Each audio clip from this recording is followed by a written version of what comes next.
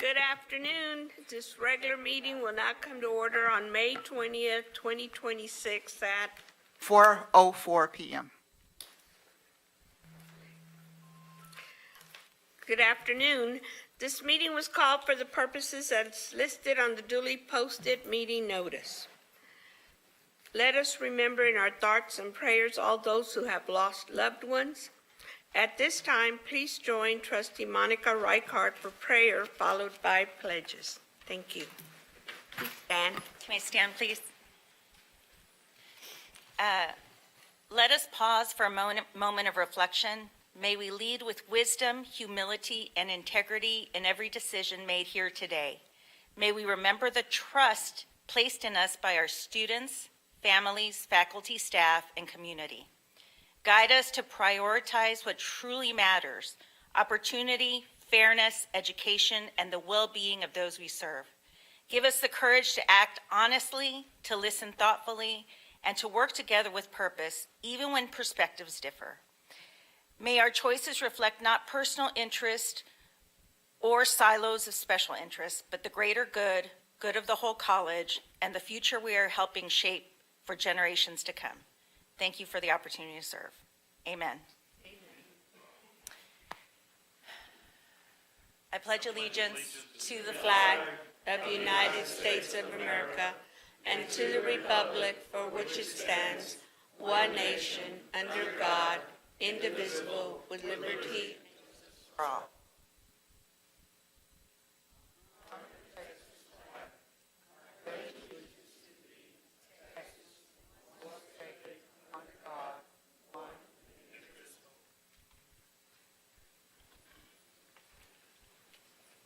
Thank you.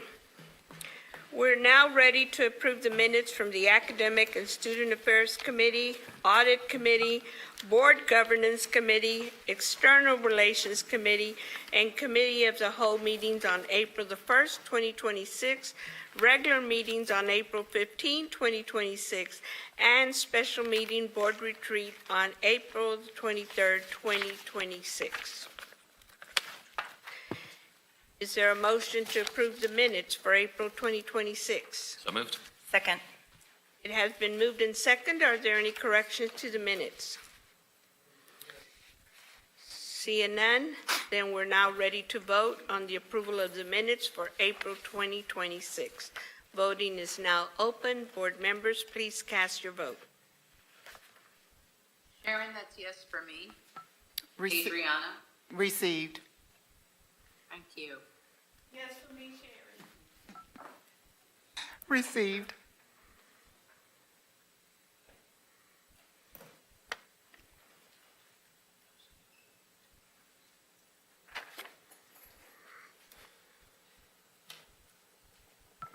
Voting has concluded. The motion passed with a vote of 7-0. Thank you.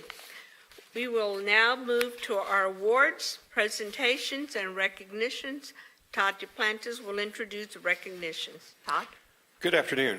At this time, we invite Lon Brenner, Vice President and General Manager of Valero, Sarah Montelongo Ollardaves, who is the Manager of Refinery Public Affairs, Dr. Francis Villigren Glover, HCC Southeast President, Karen L. Schmidt, HCC Foundation President, and Francis Rios, HCC Foundation Development Director, to join the trustees and chancellor in front of the dais for the check presentation. We're pleased to announce a gift in the amount of $50,000 presented by Valero in continued support of Houston City College.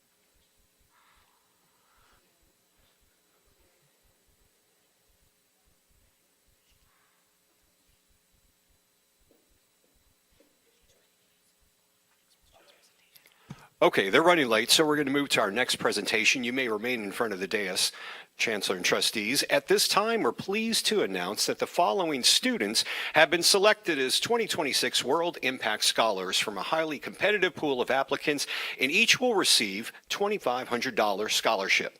We ask that the following students come forward to join the Trustees and Chancellor in front of the dais for their recognition. Tematope Alabi, Dashia Hayes, Mamie Meta, Afolake Ola, Sandra Perez Ruida, and Alaya Phillips. Please all come forward. Now, this is supported by a generous investment from Coca-Cola North America. This program reflects Phi Theta Kappa's commitment to student success and to strengthening communities through education and workforce development. These scholars exemplify the talent, determination, and impact that community colleges foster every day, and their selection is a testament to our institution's leadership and dedication to opportunity.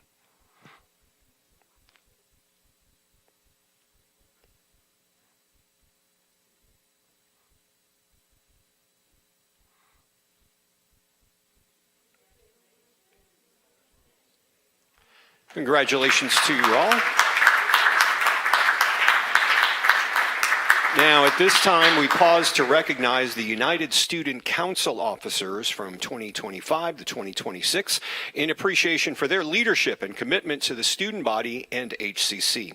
We ask that the following USC members and USC advisor Regina Wilson come forward to join the Trustees and Chancellor in front of the dais for the recognition.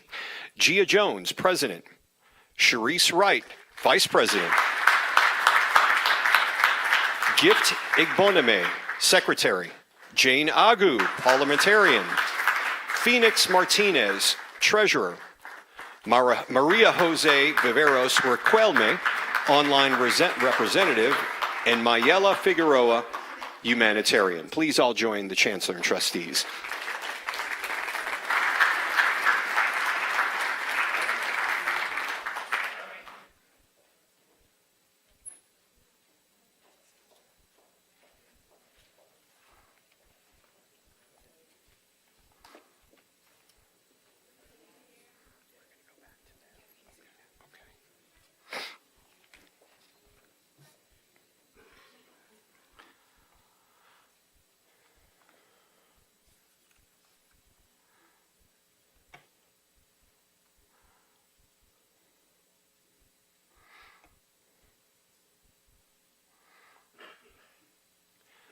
Thank each of you for your dedication, leadership, and service throughout your term. We're going to go back to our first presentation. At this time, we now invite Lon Brenner, Vice President and General Manager of Valero, Sarah Montalongo Ollaverdes, Manager Refinery Public Affairs, Dr. Francis Villigan Glover, HCC Southeast President, Karen Schmidt, HCC Foundation President, and Francis Rios, HCC Foundation Development Director, to join the Chancellor and Trustees in front of the dais for our check presentation. We're pleased to announce once again that the gift is in the amount of $50,000 presented by Valero in continued support of Houston City College.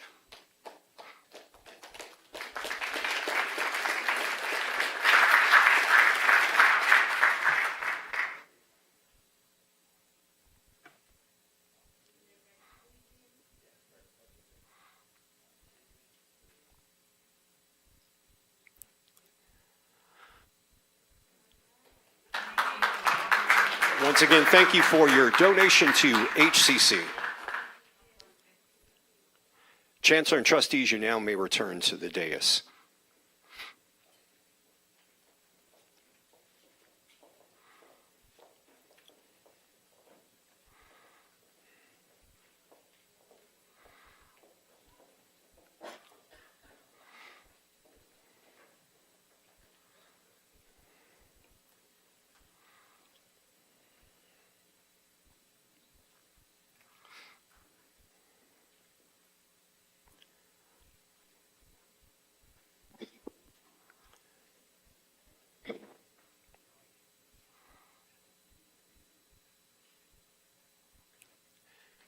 And at this time, we now invite Ms. Karen Schmidt to the podium for remarks on the Valero check presentation.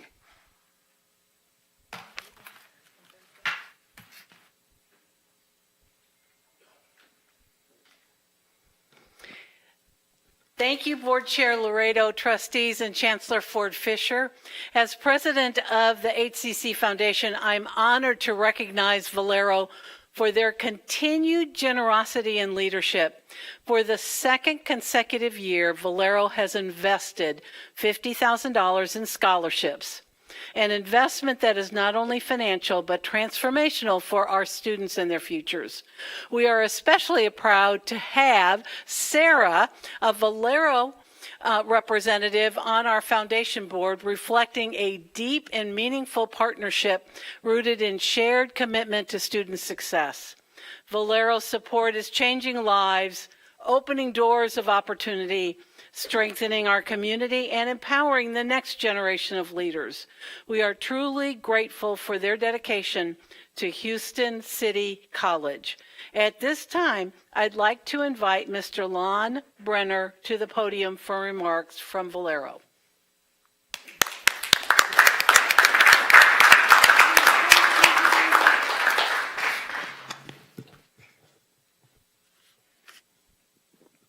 All right, well, thank you, and good evening, everyone. It's truly an honor to be here at Houston City College, an institution that makes a proud difference in the lives of students and this community. At Valero, we believe in investing in our community, education, and the workforce. This is now our second year of investing $50,000 in support of HCC students, and we are proud to say that together, we have now impacted more than 100 students. Each of those students represents potential, determination, and a future of limitless possibility. But our commitment does not stop there. We have also been honored to support your gala, scholarship luncheon, and to provide ongoing service and guidance through Valero's representation on the HCC Foundation Board. These moments bring people together around a shared purpose and remind us all of what is possible when a community invests in students. What inspires us most about HCC is your unwavering dedication to opening doors and creating opportunities. Your work extends far beyond the classroom. You're shaping futures, strengthening families, and building a more vibrant community for all of us. Valero is proud to stand alongside HCC as a partner. Thank you for allowing us to be part of the incredible work that you do, and we look forward to continuing this impact together. Thank you.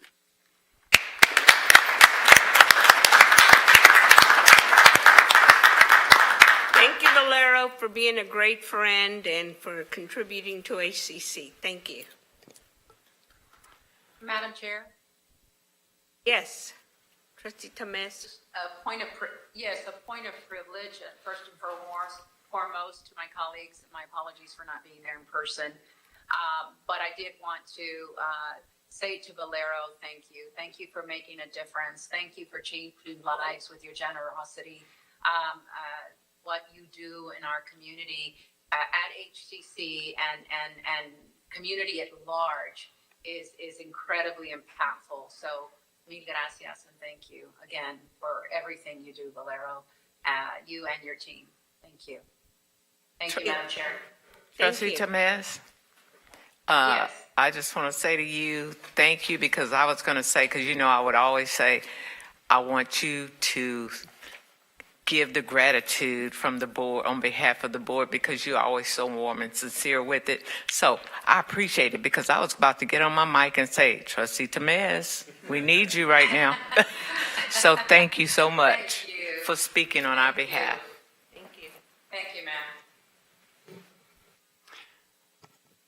At this time, we'd like to pause in recognition of Cinco de Mayo, which was celebrated on Tuesday, May 5th, and Asian American Pacific Islander Heritage Month, which is celebrated the month of May. We're pleased to welcome to the podium Dr. Melinda Mejia for this recognition.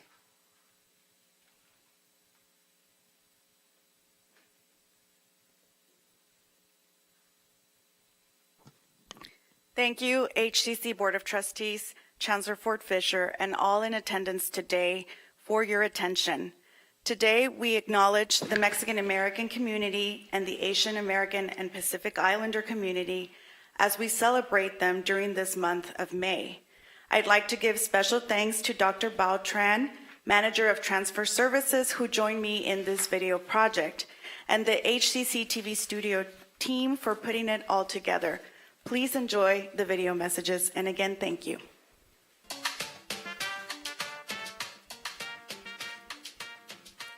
Earlier this month, we celebrated Cinco de Mayo, which marks the defeat of French forces by a small Mexican army during the Second French intervention in Mexico. Although the victory did not end the war, it became a symbol of resilience that Mexican immigrants carried with them to the United States. Over time in the U.S., Cinco de Mayo evolved into a broader reflection of Mexican-American heritage. What began as a commemoration of a military victory grew into an opportunity for cultural education and civic awareness. Today, we honor the lasting contributions of the Mexican-American community, from civil rights advocate Felix Tijerina and musician Lidia Mendoza to community leaders like Laura G. Murillo and Felix Fraga. Generations of Mexican-Americans have helped build and strengthen the city, where currently more than 72% of the Hispanic population is of Mexican descent, accounting for over 1/3 of the city's total population. At Houston City College, these numbers are reflected in our students, many of them first-generation college students balancing work, family, and education. Cinco de Mayo serves as a reminder of how determination and community continues to expand what's possible. Let us honor our students and their perseverance as they work to build a self-determined future and create a lasting change for themselves and their communities. Happy Cinco de Mayo to all our Mexican-American community at HCC.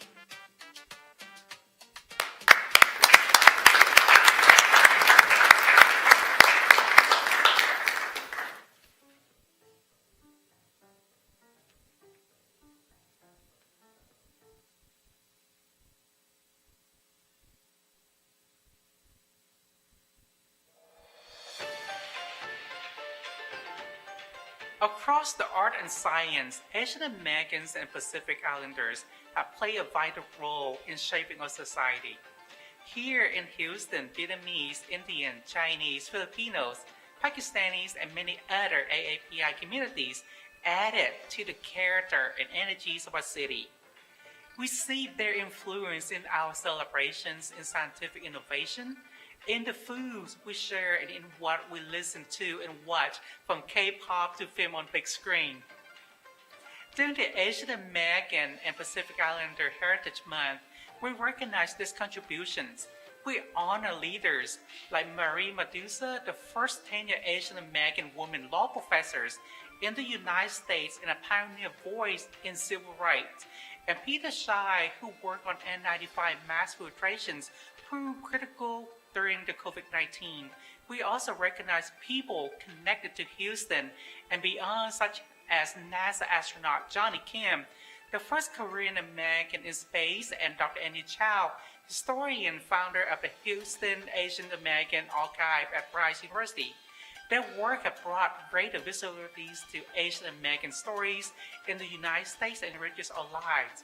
We acknowledge that AAPI history includes hardship from harsh labor conditions during the building of the railroad system to the land depositions and intermittent, and other forms of discrimination that still create challenges today. Here at Houston City College, we honor Asian American and Pacific Islander heritage, not just like this month, but throughout the year. Today, let us reaffirm our commitment to uplift those voices and empower our AAPI communities to build a vibrant future. Happy AAPI Heritage Month.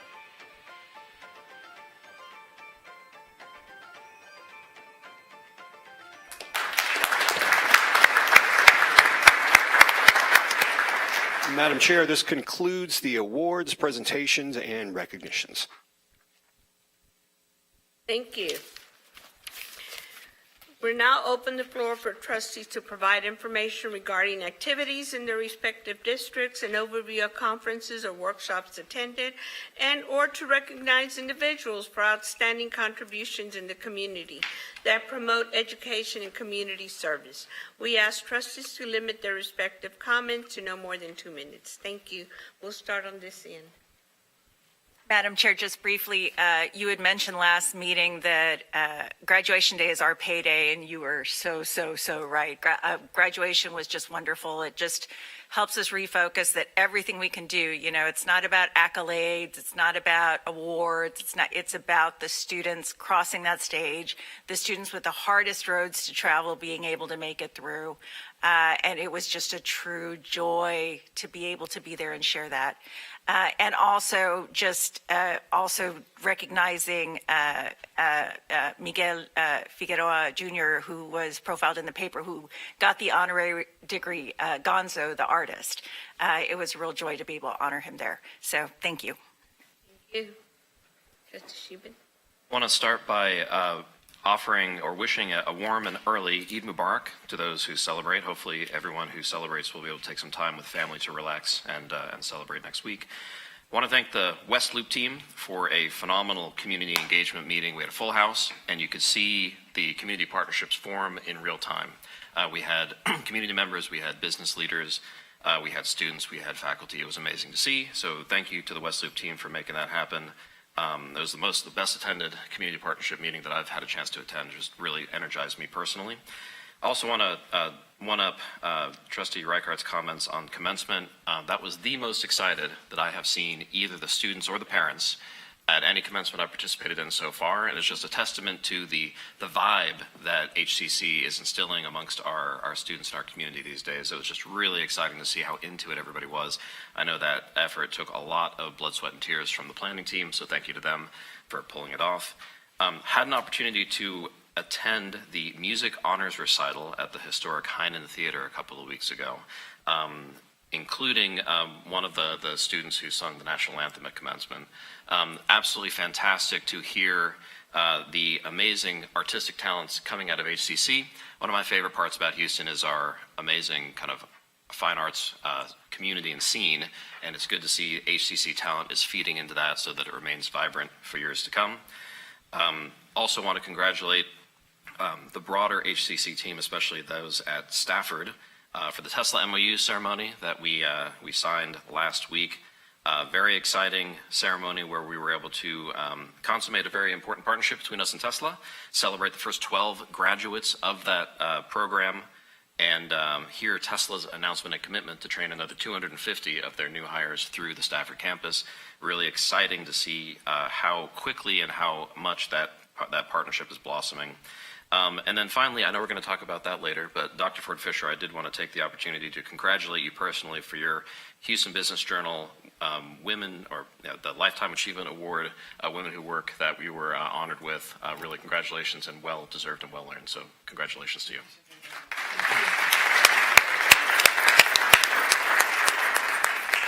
Trustee Linton Garrett. Yes, I just want to piggyback on what the former trustees who spoke before me said. It's nothing in the world like the commencement exercises. And I sat through all 4 of them. And I was tired, but it was a good tired. And the VAST and the text chase really mean a lot to me, because it shows that we are pouring into people who didn't think they had a chance. And we're giving them that opportunity to change their lives. And so after those 2, I have a bad right leg, but I was jumping up in my boots, because we are pouring into people's lives who didn't even know that they had an opportunity to succeed. And I'm just so grateful. Those are the best times of my life here at HCC, because we're making a difference. And I want to say something to you, Dr. Webster. I'm so grateful for what you're doing in Fort Bend County. You're making a big difference, and I just want to say thank you. Because, a lot of times people work, but sometimes they need to know that they're appreciated. And I want you to know that I appreciate what you're doing in Fort Bend County. And I just want to give you a hand. And I also want to give credit to Sonia Scott King, who received her PhD just recently. And I am so proud of her. I am so proud of her, and she works hard in the Fort Bend County community. So I want it on record. I want to publicly acknowledge the fact that she, while doing her work, she worked on her PhD. She would call me stressed, didn't think she was going to get there, but she made it. And I'm so proud of her. And I want to give her a hand clap of applause.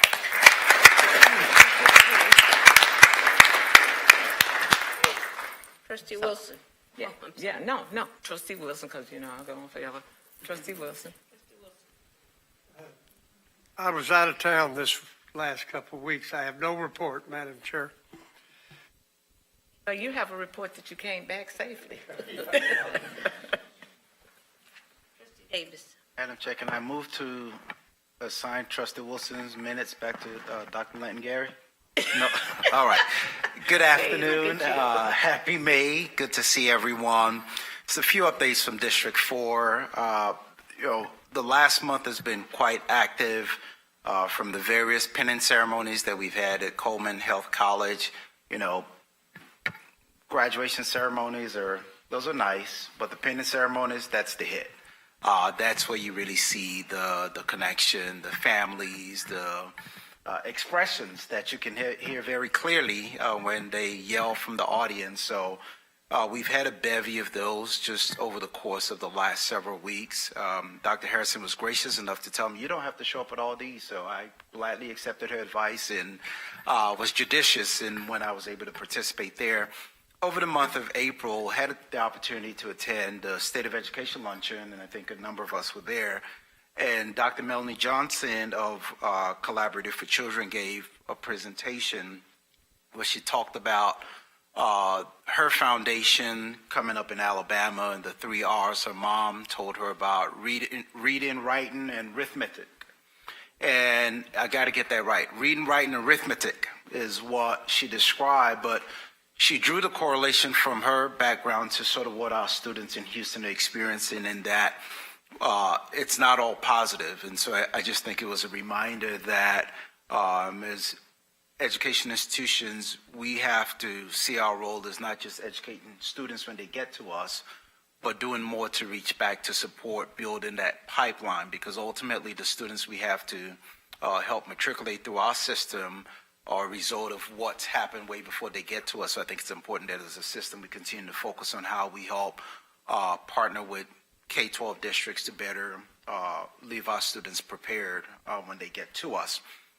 Following that, we had a visit from the Taipei City delegation, which visited HCC Coleman College campus.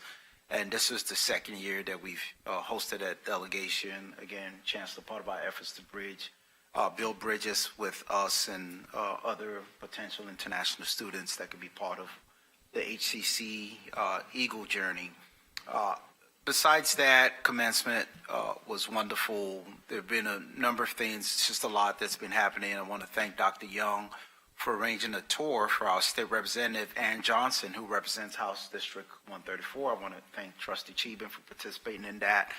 She is his state rep, but Coleman College is in my district. So that was great to have her on site to really get to see some of what we're doing from a healthcare perspective, and her encouragements. I think Dr. Young, she gave us a few tasks that we need to follow through on in terms of other members of the Greater Houston delegation that she thought needed to see what we're doing at Coleman and how impressive it is and how much of an impact it could have in selling our story going into the next legislative session. So with that, I'll go back. Thank you. Thank you.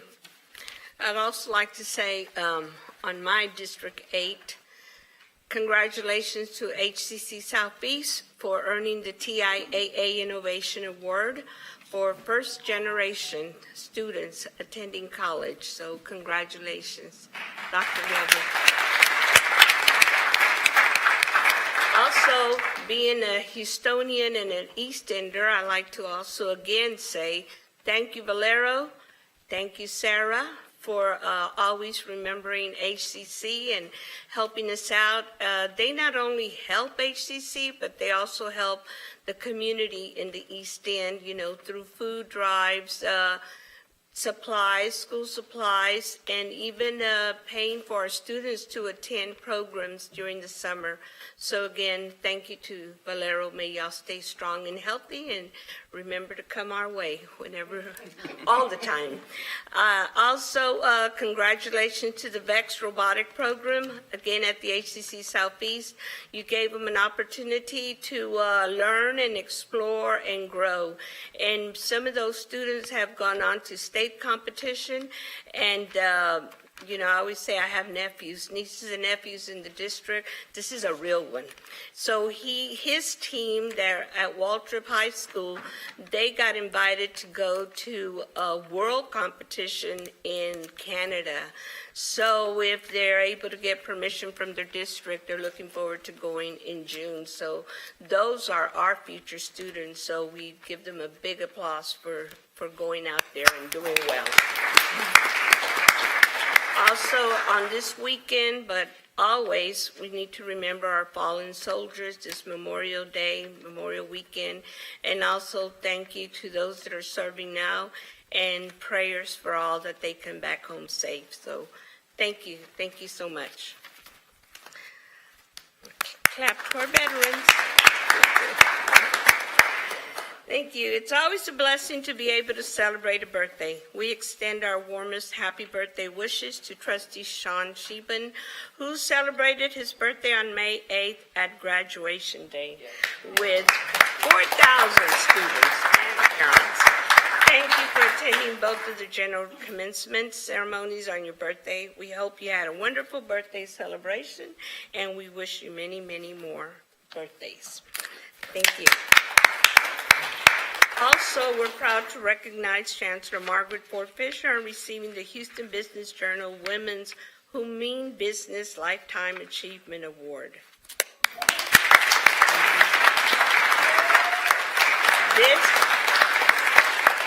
This recognition reflects Dr. Ford Fisher's long-standing leadership, commitment to student success, and dedication to expanding educational opportunities.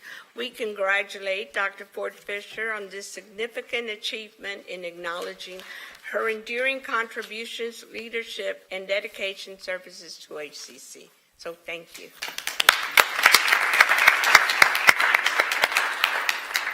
The following meetings are scheduled for June the 3rd, committee meetings. We're almost there. Wow, time's flying. June the 3rd, committee of the whole meeting at 4 p.m. and June 17, regular meeting at 4 p.m. The meetings will be held at the HCC Administration Building, 3100 Main, and will be posted according to the Open Meetings Act requirements. Also, we'd like to congratulate, we know we have family members that are having graduates, also high school, college, and beyond. So we thank you, congratulate all of you parents for helping these students just push on.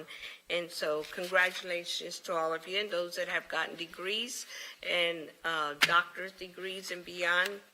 That's what we're about, education. So congratulations. This concludes the chair's report. We'll now hear from Dr. Ford Fisher with the chancellor's report. Thank you very much, Madam Chair, members of the board, colleagues. I'm just absolutely excited about where our institution is heading. We're heading into a very, very bright future to serve our students, our communities, and to make our city, our state, our nation, a much better, more vibrant economy and country. And I have to say that with the vision of the board, I thank you so very, very much for your vision and your leadership. I would also like to acknowledge the Houston Business Journal for recognizing the work that our board members do to help guide our institution, and the great work that all of the members of the HCC team do every single day to help improve not only student success, but the community's success as well. I'm very proud to acknowledge all of the members of the Chancellor's Executive Council who meet on a regular basis to create that vision for our institution as well, based upon the strategic goals that the board members have set for us to serve and deliver the very best in training opportunities, and you will hear more about that very, very shortly. I also thank Valero for the contribution that they're making to student success as well. And that's one of the reasons why I'm so proud of our partners that we have in the community who work with us every single day to help us to move our institution forward. And I have to say that with the team, one of the things that we discuss is what is our future? Where are we going? Where are we heading? That is very clear. And we always indicate to them, where is our future? Where are we going? The future is in our hands. And we all embrace that. And so I simply want to say thank you very much to our Board of Trustees for your leadership, for your vision, and to all of the outstanding members of the team that we get to work with every single day, and to our community partners who support us. And I thank you.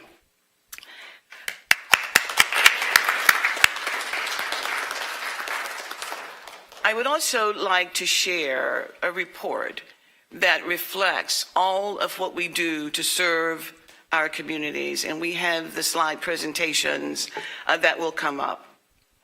On Friday, May the 8th, HCC held 2 commencement ceremonies at NRG Arena, recognizing graduates earning honorary baccalaureate and associate degrees, as well as certificates.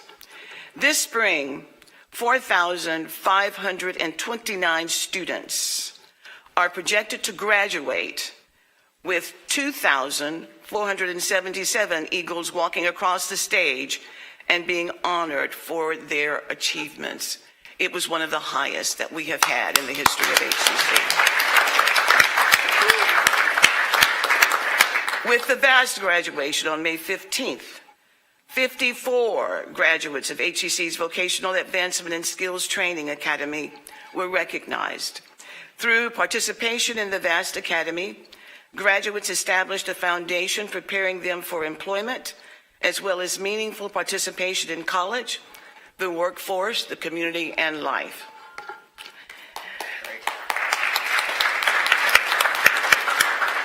On May the 13th, at Central Campus, HCC recognized 68 graduates who successfully completed the requirements to receive their Texas certificates of high school equivalency. Cheered on by their families and friends, these graduates celebrated achieving an important milestone in their lives.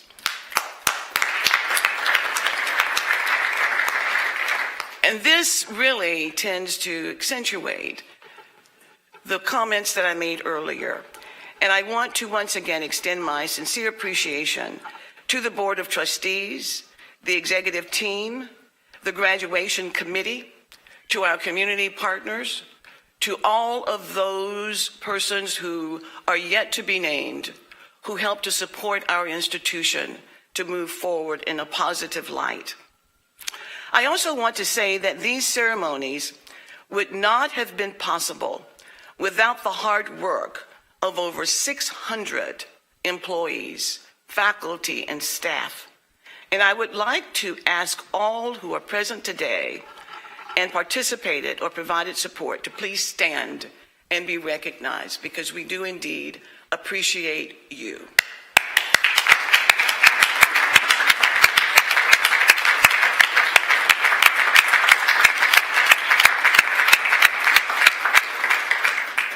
Thank you so very much.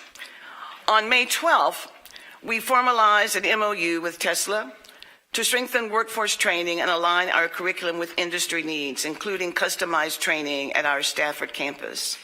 We also celebrated 12 students who completed the Tesla Start Manufacturing Technician Program, a partnership with Tesla Incorporated, preparing graduates for immediate, high-demand careers in advanced manufacturing, automotive technology, and electric vehicle service. I would like to recognize Vice Chair Trustee Sean Cheban for facilitating the introduction, and Dr. Francis Villagrán-Clover and Dr. Michael Webster and their teams, as well as the remainder of our Board of Trustees who provide all of their support for us every day in bringing this partnership to life. Thank you very much. Houston City College has been recognized as a first Gen Forward institution, as was indicated earlier, and awarded a TIAA Innovation Award for its commitment to improving outcomes for first-generation college students. This national recognition includes $10,000 to support student success initiatives and affirms HCC's ongoing commitment to access, persistence, and completion. Dr. Francis Villagrán-Glover, President of Southeast and the HCC Foundation, once again, please stand and be recognized. A huge thank you for the work that you do. Thank you so much.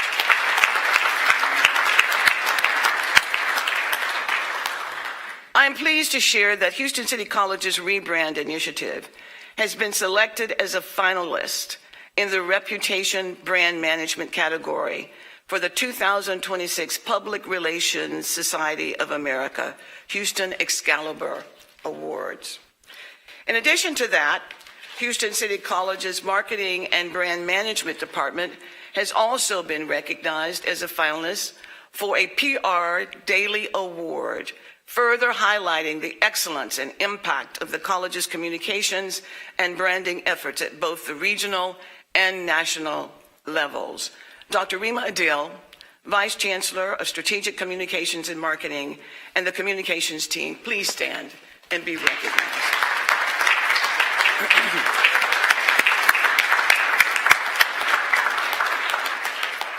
Now, to briefly address our enrollments, I am pleased to announce that our spring enrollment closed at 67,234, up 9.7% over last year.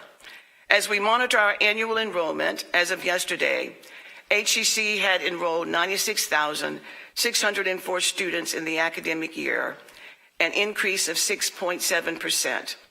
Note that we have already eclipsed last year's mark of 95,401, guaranteeing our highest enrollment since the pandemic. We are likely to fully recover our pre-pandemic enrollment this year, and summer school has not begun yet. It begins June 1st, so students are encouraged to still continue to enroll.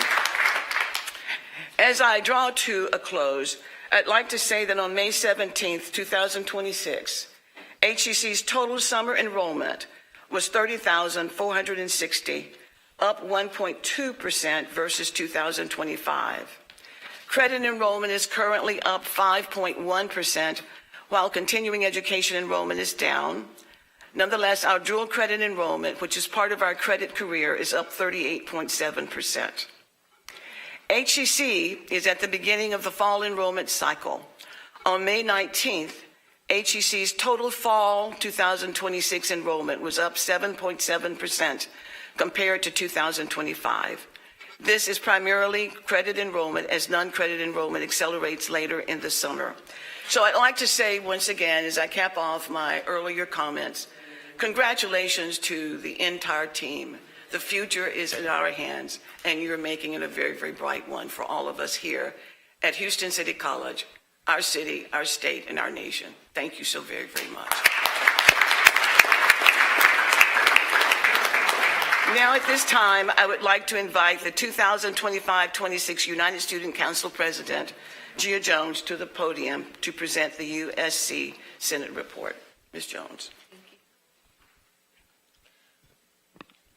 Good evening, Chancellor, Madam Chair, and members of the board. For those who are new here, my name is Gia Jones, and it has been an incredible honor to serve as President of the United Student Council for the 2025 and 26 academic year. I also would like to recognize my officers of United Student Council who are here today. Please stand to be recognized.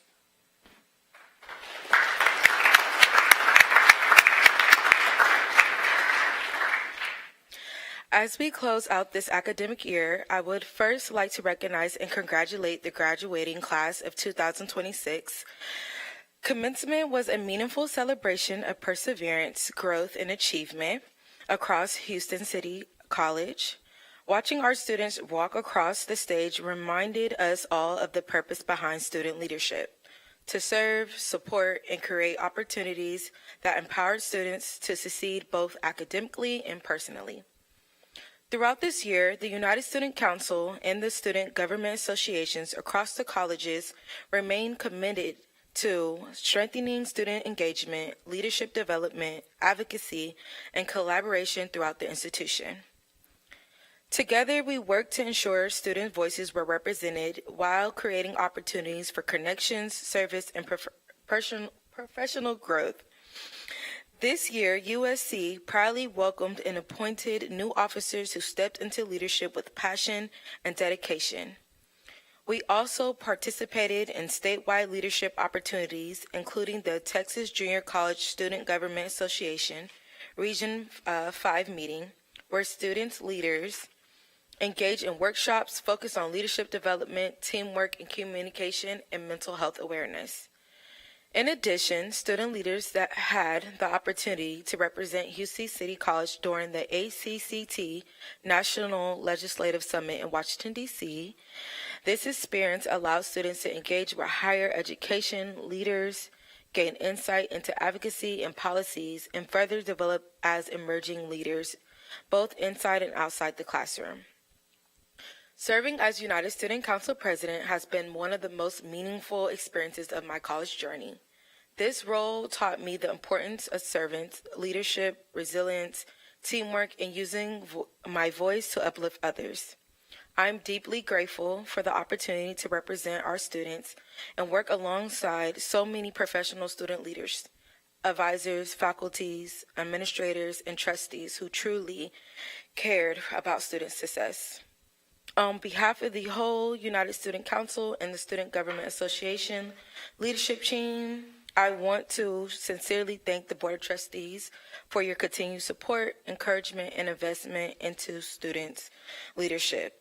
Your willingness to include students at the table provides us with opportunity to grow and believe in our potential, has helped shape us into stronger leaders and future professionals.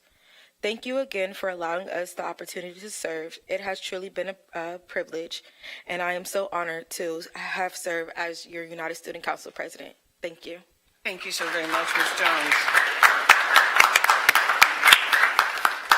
Thank you, Ms. Jones, because you did a wonderful job this year. So thank you and congratulations to you. Absolutely. And now I would like to invite the 2025-26 Faculty Senate President, Dr. Nathan Smith, to the podium to present the Faculty Senate report. Dr. Smith. Thank you, Chancellor, Board of Trustees, Board Chair Laredo. First, congratulations on an outstanding graduation ceremony these past 2 weeks.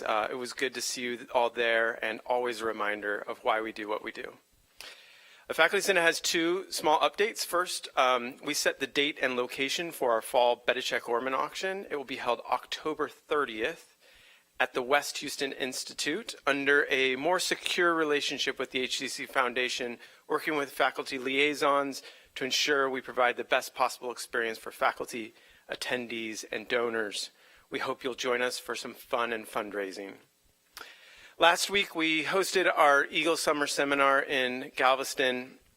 An otherwise excellent and invigorating multi-day workshop was unfortunately disrupted by health emergencies. I want to report that our colleagues are doing okay, and I want to publicly acknowledge the work of faculty and administrators who immediately stepped in to support our colleagues with care, thoughtfulness, and expertise. Sometimes things happen through no fault of our own, but how we respond says a lot about who we are.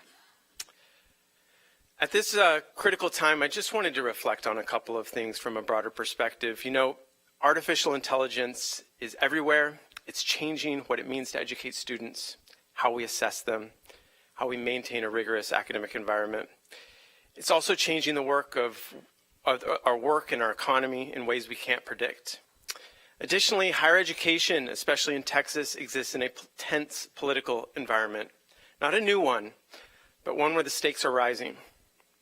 Fortunately, HCC is in an advantaged position. Our mission is clear. We support student learning and student success in workforce and core academic programs by building close relationships with our community, largely below the fray of state and national politics. That said, we do face challenges.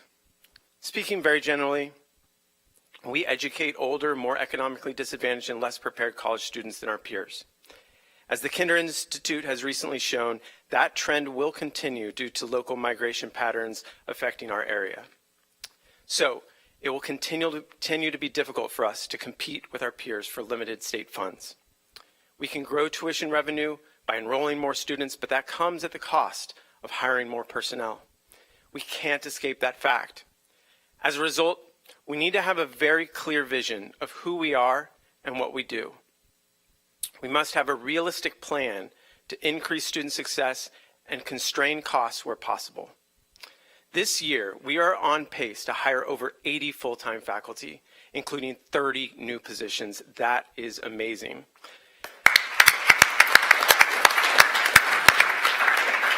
It reverses a 5-year trend of decline in the number of full-time faculty positions. But we need to continue to move in this direction, and that will mean finding efficiencies elsewhere. This forces the question, can we move forward with a strong vision for the future? Will we meet the moment? I believe we can and will with your support.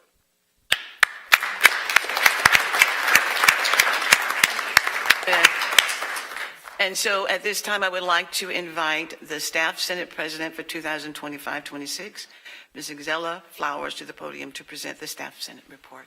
Ms. Flowers. Happy Wednesday, Madam Chancellor, Madam Chair, members of the Board of Trustees, and guests. My name is Izzy Flowers, and I serve as the President-elect for the Staff Senate. I'm happy to share a few updates with y'all on behalf of our staff. I want to start with appreciation. As mentioned, this graduation season, over 350 staff members volunteered to support commencement. That level of engagement really speaks volumes. These moments don't happen without staff stepping up, and their impact on the student experience is real. Our students felt that support, and it truly matters to them. Our staff also, thank you. Our staff also continues to show up for each other. On May 14th at the Central Campus, our Community Outreach and Wellness Committee hosted a campus walk that brought staff together while also giving back. We had a great turnout and collected donations to support individuals in our community who have a need through our partnership with Clothed by Faith. It really reflects a culture rooted in service and community. We're also continuing to emphasize employee wellness and support.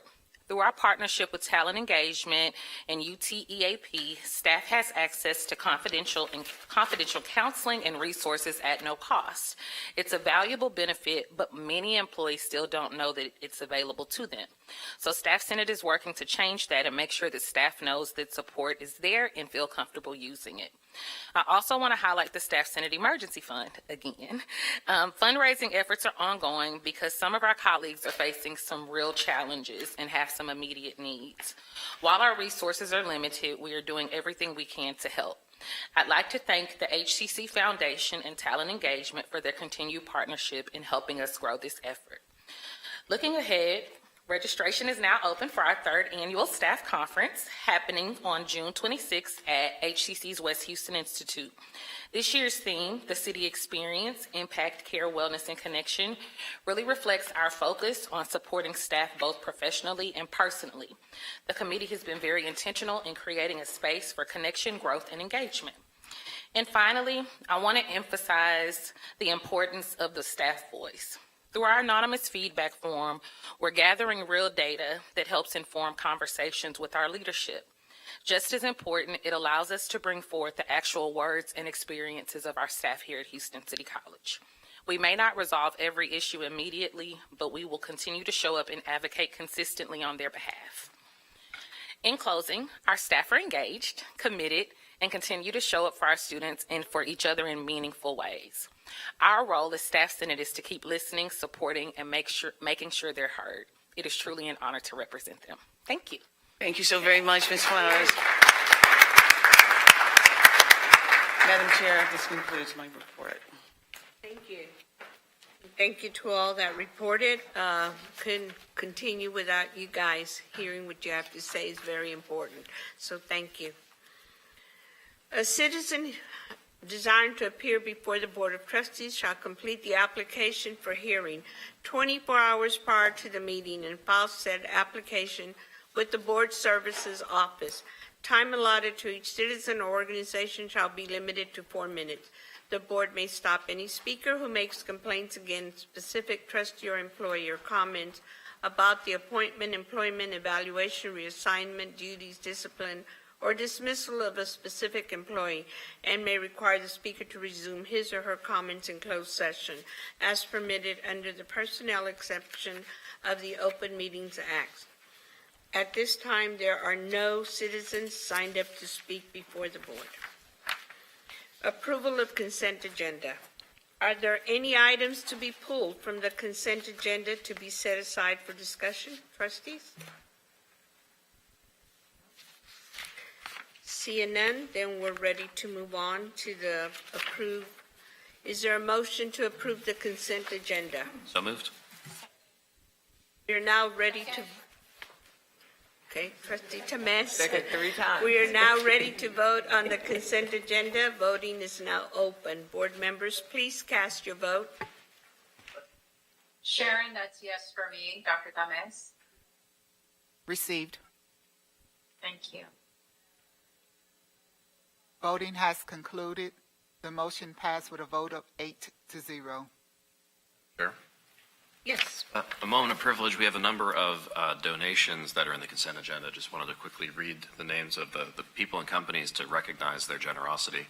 I've got donations from Academy Sports and Outdoors, ADI Global, Dr. Roderick Dunn, Texans Children's Hospital. So thank you to all of those folks. Thank you.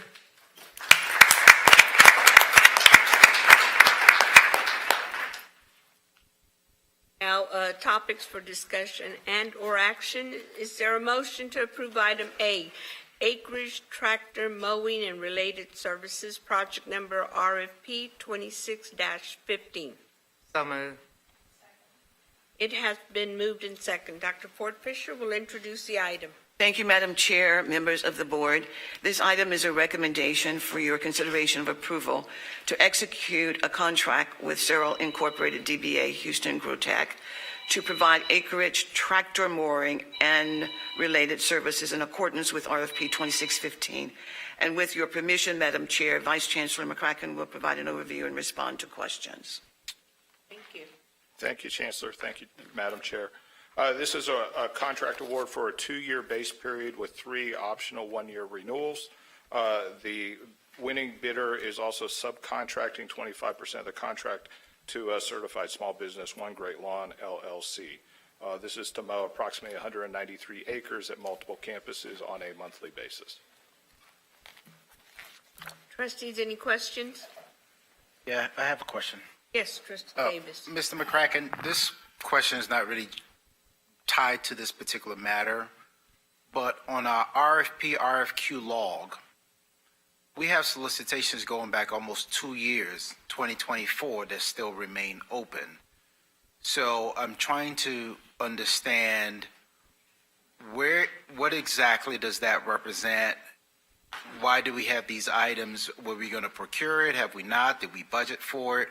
Where exactly is it, and why is it taking so long to procure basic things? And I'm asking the context of the business committee takes their time and staff resources to put responses together to solicitations.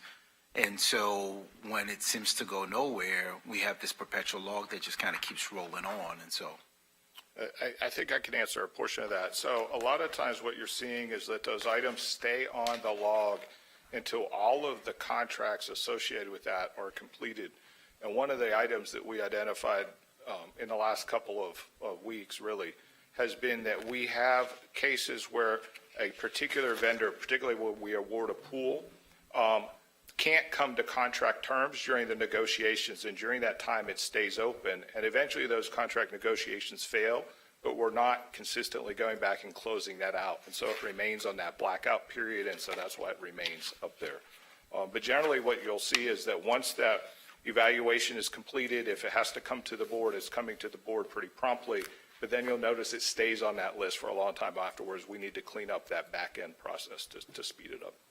So I know that answers a partial set of those. Does the Director of Procurement have some insight on exactly where we are on especially those items that are in excess of a year that have been on that log? Dr. Benfield.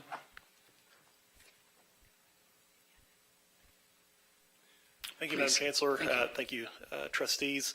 So one of the areas that we have been working diligently to upgrade is, as Vice Chancellor McCracken mentioned, is how we account for which things are rolling off and actually creating service level agreements between us and OGC, where we make sure that we are essentially communicating effectively between us and documenting those contracts that perhaps the vendor is not making a good faith effort to resolve any sort of BAFO or those sorts of areas, and then removing them from the list timely.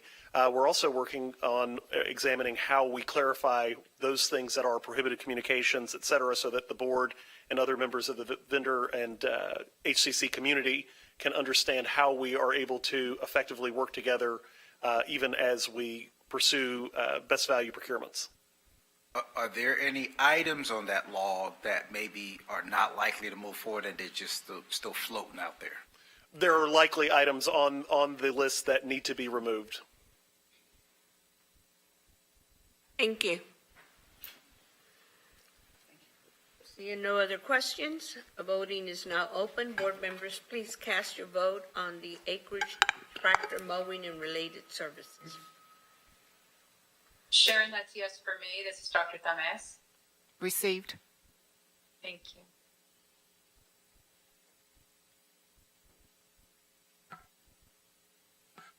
Voting has concluded. The motion passed with a vote of 8-0. Thank you.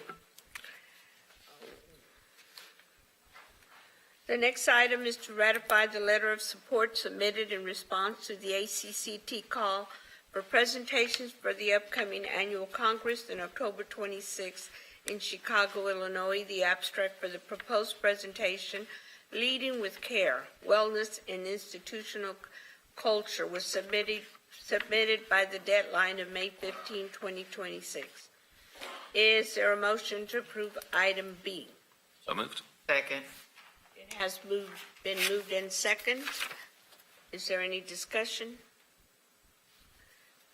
Seeing none. So, I have a question. Okay, go ahead.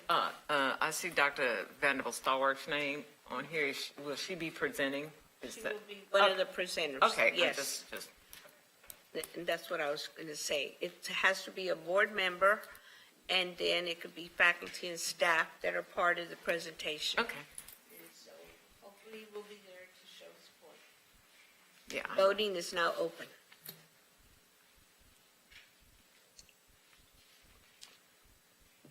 Sharon, that's yes for me. This is Dr. Tames. Received. Voting has concluded. The motion passed with a vote of 8-0. Thank you. Is there a motion to approve item C, ratify approval of resolution in memoriam of Mr. Isidro Tames? Second. It has been moved in second. This is to ratify the approval of the resolution in the memoriam of the father of Dr. Adriana Tames. Is there any discussion on this item? Just, Madam Chair, thank you Very welcome. to you and to my colleagues. Thank you. Thank you, thank you. We'll now vote on this item C, ratify approval of resolution in memoriam of Mr. Isidro Tames. Sharon, that's yes for me. Received. Voting has God bless you. Voting has concluded. The motion passed with a vote of 8-0.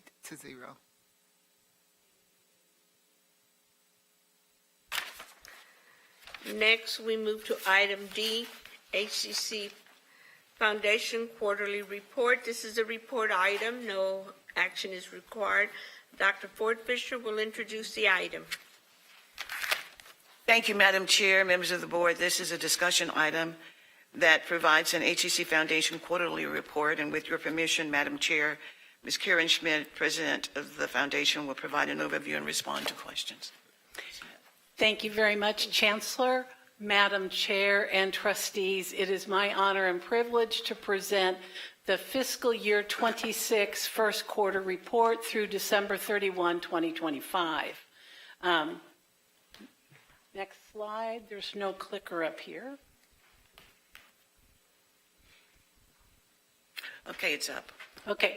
Well, I'd like to be able to introduce one of the Foundation's favorite events is our scholarship luncheon, and I'd like to share highlights from the scholarship luncheon.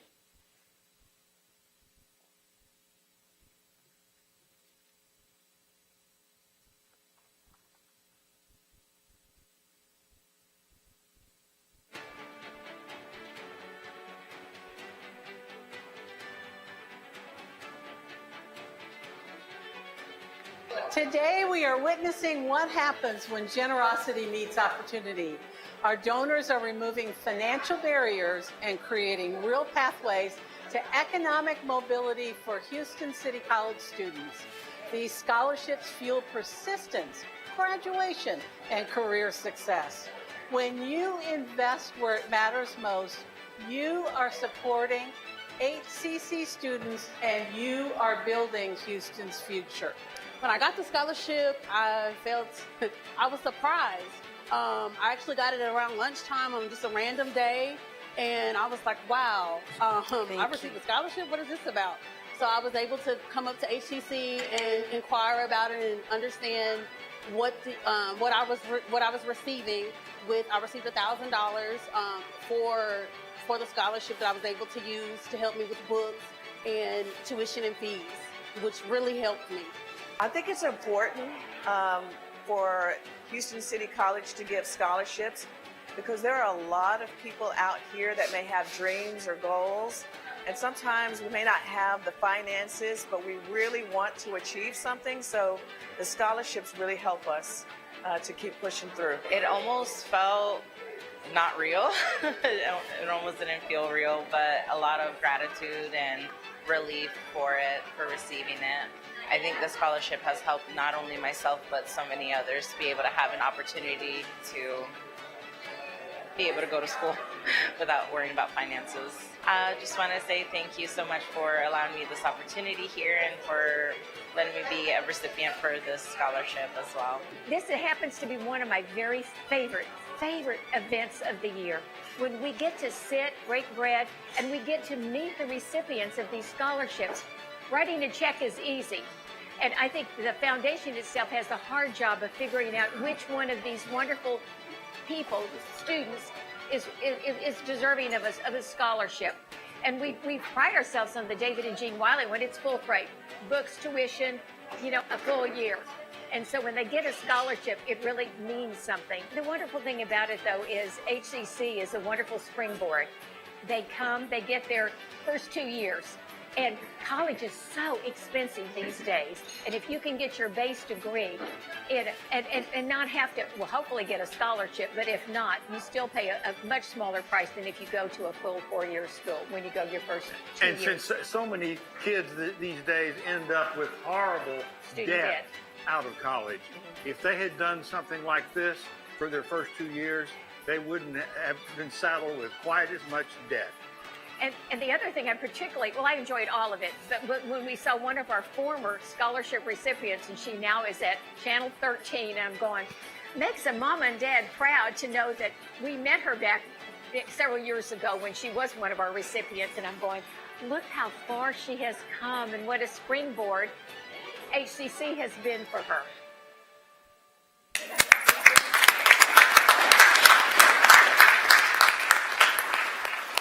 I'd just like to be able to share a huge gratitude to the David and Jean Wiley Foundation. They contribute $100,000 in scholarship funds annually, and this year, with their $100,000 contribution for fall 26 and 27, it now brings the total to $2.1 million.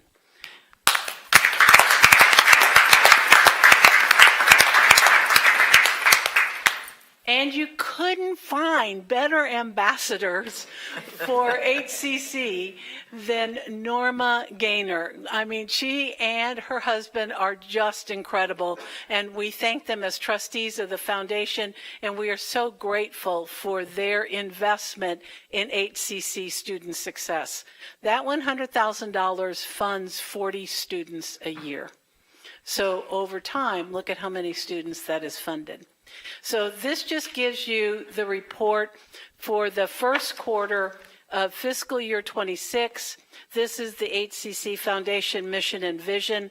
We are so honored to have members of the Houston community be on our board. You got to meet one today, and that was Sarah from Valero. And just look at all the other distinguished members of the Houston community that are giving of their time as volunteers to the Houston City College. And in particular, we do want to be able to thank Monica Flores Reichert and Trustee Patterson for their participation. And just so you know, Dr. Cynthia Linton-Gary is still listed on here because this report is through the end of December, and the new ones took over in January. So thank you very much. Thank you very much. Me out in December. That's what you throwing me away in December. Oh my God. No, we didn't. We wanted all of you to stay, and we appreciate your investment. Just for the highlights for fiscal year 2026, year-to-date through 12/31/2025, our total revenues were $4.8 million. Our contributions were at $3 million.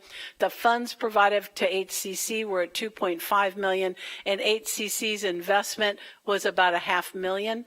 HCC raised $3.1 million, as you can see from the following sources. The difference between the amount that we raise and our revenue of $4.8 million is typically the return on the invested assets in the endowment. And as you can see, and as you've heard from our Vice Chancellor, Bob McCracken, we've been having, even though the market's been up and down, we've been doing very well on our return on investment on our investments. We provided $2.5 million to HCC, and that was across scholarships, private scholarships, grants, and donated items. And here is a list of our Golden Eagle Society members at $100,000 and above as of 12/31. $50,000 to $100,000. $25,000 to almost $50,000, and $10,000 to $25,000. This concludes my quarterly report. We are very grateful to the HCC Foundation, to the HCC Board of Trustees for their investment in the HCC Foundation. And as you can see from this report, we're providing a return on investment of over 400%. Or $4 for every dollar that's invested. And we're very excited. Thank you so very much. Are there any questions? Madam Chair, did you want to talk? I just wanted to say to Karen and your team, you all are doing such a fantastic job. I am just constantly amazed by your professionalism. You know, I sent an email recently about something, you know, we think fundraising is just picking up the phone and, you know, making the request. And sometimes it is, but a lot of times, especially for the big money, it's not. And you understand the complexity of what goes on behind the scenes. You're able to convey that in a great way that makes everybody feel included.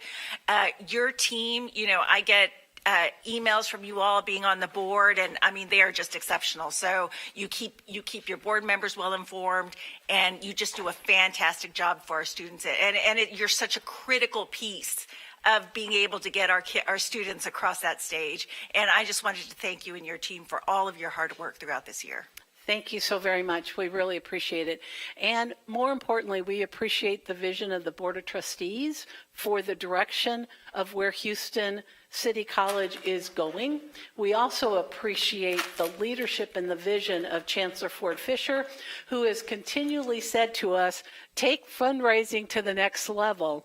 And we continue to rise up to be able to meet that challenge. And we are looking forward to welcoming some really big grants this year that you all are going to get to approve during the summer months. So thank you all very, very much. Thank you, Ford Fisher in particular. Thank you.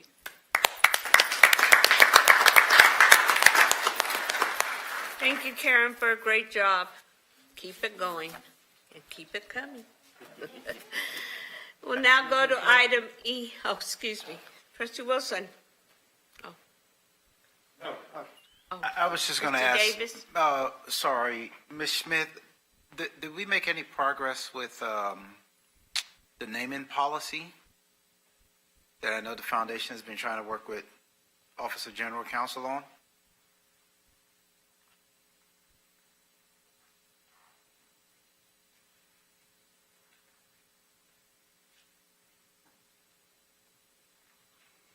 General Counsel will respond. Yeah. Yes. Yes, we have been making progress on that, and we hope to come to the board in June with information going through the governance committee. And then also Ms. Schmidt, the Chancellor, and Bob McCracken and I are working on that. Thank you very much. My comments were going to be that the naming opportunities are the purview of the Board of Trustees, and we're looking forward to working with legal and with the administration to be able to have the Board of Trustees have a policy in place for naming opportunities. Madam Chair, I believe I was told there were no items for the Board Governance Committee in June. So, and somebody... Right. I apologize, Trustee Reichert. You're correct. It won't be coming in June because we're not ready yet. So it'll be August will be the next governance committee. My apologies, I misspoke. Okay, thank you. Thank you. I know people want their names on buildings and they're ready to give us money. So we're ready to take it too. So how much they gonna give? So yeah. It's gotta be the right dollar amount. Thank you. We will go to item E, Capital Investment Improvement Projects Report. Capital Improvement Project Report. This is a report item. No action is required. Dr. Ford Fisher will introduce the item. Thank you, Madam Chair, members of the board. This is a discussion item that provides an update on the capital improvement projects. And with your permission, Madam Chair, Vice Chancellor McCracken will provide an overview and respond to questions. Mr. McCracken. Thank you, Chancellor, Madam Chair, Trustees. I'm going to go through this report relatively quickly. This is a standard quarterly report that we do to give an update. Again, these are those projects that were either funded out of the 2013 bond issuance, or these are large-scale projects that are we expect to be kind of multi-year over $500,000. We also include on this, because we do an annual deferred maintenance report, I believe in September, we do a quarterly update on that as well, just to keep folks informed in terms of where we're at. So the first one, we have the Coleman Health Center fifth floor renovation and build out is currently on track. We have an $8.9 million budget for this item. We're in the design phase now. We hope to bring the first set of contracts. We're still in the procurement process for that, but we hope to bring those to the board as early as June so that we can be ready to open phase one in January of 27. We have some kind of renderings of these. I'm sure these have changed since we put the slide together a little bit. The next we have a safety and security access control project. Yes, Excuse me, trustees, before we go to the next one, trustee, do you have any questions, comments on this one? No? Okay. Ready to go to the next one. The next one we have is our system-wide safety and security access control project. This is a lot of behind-the-scenes stuff, but in particular, what this enables our police department to do is much more easily monitor the condition of our buildings and what's happening near us. A lot of IT infrastructure going in place behind this, and they are currently in the construction phase, which we expect to finish in October of 2026.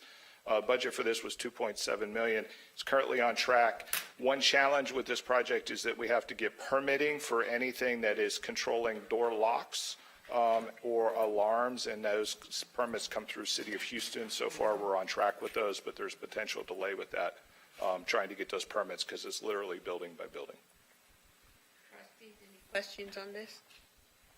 Nope, seeing none, let's move on. Next, we have the North Forest Collaboratorium. The work on this is done. We are still waiting for a little bit of equipment to be delivered. It's been ordered, but it's not installed yet. It hasn't arrived. But this room is actually completed and in use as we speak. So we hope that by the next time we report this, it'll be closed out. We expect that to be closed out in July. Any questions? No? Okay. Some images of that. System-wide signage and wayfinding project. This is the temporary signage has been completed. We're still doing the closeout on that, but all of the temporary signs have been installed with the new branding and name change. The design work for the permanent signs is underway, and we expect that to be completed in October of 27. So far, we are on board in terms of on budget and on time. We do have an issue at Stafford. Stafford permitting is always particularly difficult. So other than that, any questions on this one? Questions? Mr. McCracken, for the South Campus, right at 288 and Airport, is there any possibility we might get signage so that driving down 288, you actually know that the campus is there? Because the way it is, new temporary sign looks good. You can actually kind of detect it, but you have to be turning this way. Are there any opportunities to sort of locate signage on the eastern end of the property, maybe on our building or something, just so that our presence is more recognized at that campus? Yeah, I think that's a good idea. We'll take a look at that. Okay. And the Thank blue you. and the blue really pops. Us. Thank you. Also, a question, there's 2 buildings that we named, and we haven't had any signs put on them. And one of them is the Southeast Campus, now known as the East Side, which was Pecorello Building, and the other one was in Central Campus, Harmon Building. So community has been waiting for those names. So what's the status on that? So I think somewhere along the line, there was wires got crossed on that. We may need to have some more discussion on that. But from the facilities perspective, those buildings get the plaques that are inside, the bronze plaques that are inside, that are, the large bronze plaque, and they get kind of a small sign on the building itself, and we renamed the building kind of on the other campus signage. But there was no plan to put like a large building top sign on those with the new name. If that is something that we want to do, I think that needs to be another discussion that I'm certainly happy to have. I distinctly remember that I was on that. We did vote on the name, which large letters to be put on the buildings. And so I even volunteered to go put them, tape them, or glue them up on the buildings. But, yeah, that's, we need to make sure that those names, if we're naming buildings, and we need to put the names on them. Okay. Because we have some buildings that have we have names on them that you can see clearly. And this one's, they spend a lot of time here at our college, so they deserve to have those buildings named after them. Chancellor, can you at least make sure that it gets done? We will certainly can take a look at that. follow through on that. Yes. Thank you. Go ahead. The last thing, this is just the financials in terms of where those funds are. You can see that we're winding down those capital projects. There's relatively few of them at this point. There is still some funding sitting in the demolition of the Woodridge Retail Center. There's about $2.5 million there that's subject to be potentially could be reallocated for some projects that I think we're bringing forward in June. And so that's noted on here as well. When we talk about deferred maintenance, as you look at the status of each of those, as you go across the various colleges, you see that we leave the funding that has not been expended yet, meaning that we haven't either issued out a payment or we haven't encumbered it with a purchase order, is still being allocated out, but we leave that money until it hits one of those things in the system side. And what you see, this is the funding by year. At the bottom right, you see what's labeled as unexpended on the financials. That's $25 million. And then the following slides, we kind of walk through where that $25 million, what that really represents. And here you see that we have about $10.6 million of that is allocated funding to ongoing projects, but has not been issued out yet in terms of a purchase order or a payment. We have another $14 million that's allocated to those planned projects. And then we set aside each year, out of each budget year, 15% for exigent spending. Of that amount this year, there's $582,000 left. And then we break down that exigent or emergency spending. This is part of the way that we're tracking whether or not we're fixing the right things with our deferred maintenance, and if we're seeing an increase in deferred maintenance items that are breaking before we get to them. So this year, that budget set aside was $2.25 million.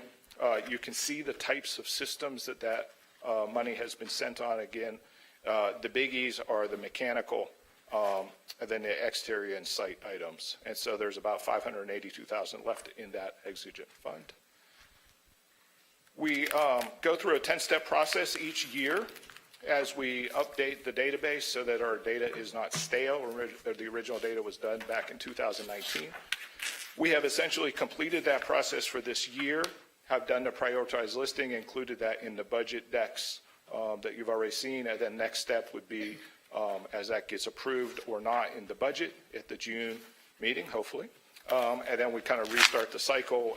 Basically, we package up those items based upon the funding that's available, look for where we can consolidate items, and then we start to work. And with that, I'd be happy to answer any questions. Thank you. Trustees, any questions? Can we at some point get an accounting of how much we've spent on the name change? That would be great. Thank you. Thank you very much.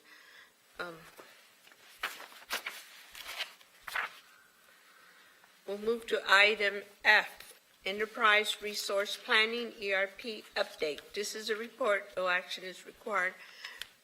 Dr. Ford Fisher will introduce the item. Thank you, Madam Chair, members of the board. This item is a report item that provides an overview of the proposed Enterprise Resource Planning, ERP, implementation proposed timeline to include key phases, milestones, and anticipated deliverables. And with your permission, Madam Chair, Vice Chancellor McCracken will lead the discussion with the support of Procurement and IT. Mr. McCracken. Thank you, Chancellor, Madam Chair, Trustees. I'm going to introduce a couple of people who have been instrumental in pulling this together and putting this report. I know that at the last meeting there were a lot of questions related to timeline and plan, and so we wanted to provide this update for you. We have Elizabeth McGee, our Chief AI Transformation Officer, Dietrich von Biedenfeld, our Executive Director of Procurement, and Barry Sullivan, our Chief Information Officer. And we're going to kind of split up the presentation as we go through it relatively quickly, and then if there are any questions, we'll be available, obviously, to answer those. So we wanted to answer the question about why now. And one of the reasons why now is that PeopleSoft itself is about 38 years old. Oracle does a 10-year rolling horizon in terms of how much longer they will support it. Currently, that is scheduled through 2037. They have extended that a few times already, so it's possible that they would extend that. But we are nearing kind of the end of that product life cycle. When we do surveys, 50% of our peers, higher education institutions, have either recently upgraded or plan to within the next 5 years. And then what the ERP providers will tell you is that you actually get an increase in student retention that comes out of these systems because you have better data on students, and so you can more accurately customize and tailor your interventions to the student needs.